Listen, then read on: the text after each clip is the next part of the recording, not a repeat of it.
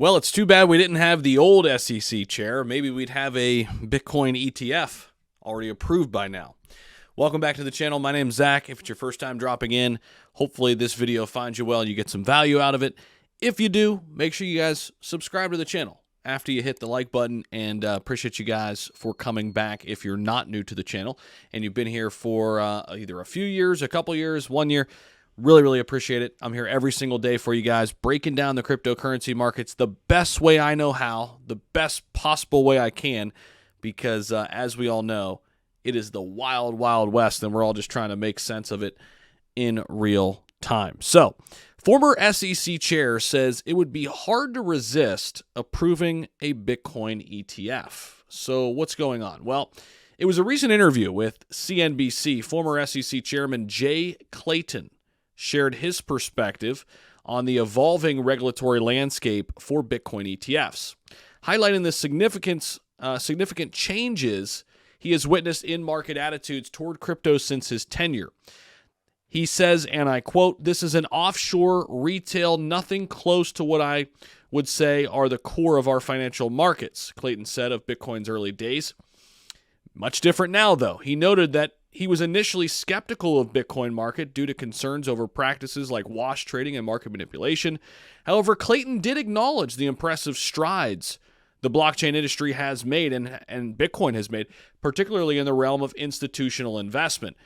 All of a sudden, there's big money involved. And Big J says, wait a minute, this might be changing. But you know what? It makes sense because he's right. Back when he was, boots on the ground as the SEC chairman, it was an underground kind of thing, right? It was not as mainstream. We're nowhere near mainstream adoption, but Bitcoin was very, very, very small in terms of the people it reached, in terms of the people who even knew about it.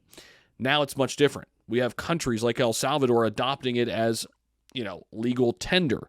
We have, obviously, institutional money, as Mr. Clayton has outlined here, coming in droves. Now, he says the fact that we have these institutions that know markets better than anybody and saying we're going to put our reputation behind it, I find it pretty remarkable. Of course, he's speaking of the likes of BlackRock and Fidelity and Charles Schwab, and the list goes on. On the subject of Bitcoin ETFs, Clayton said he thought it would be hard to resist approving a Bitcoin ETF if regulatory safeguards were in place, mirroring those in the futures market. What the institutions are arguing is those distinctions have gone away, and now the spot product is less drag, more efficient for the investors. However, Clayton warned these changes may not happen rapidly, noting the necessary thoroughness of the regulatory process. Clayton, as the then chairman of the SEC, is most known for filing a lawsuit against Ripple Labs. Its co-founder, Chris Larson, and CEO Brad Garlinghouse back in December of 2020, before he turned things over to his predecessor. And of course, that's Gary Gensler.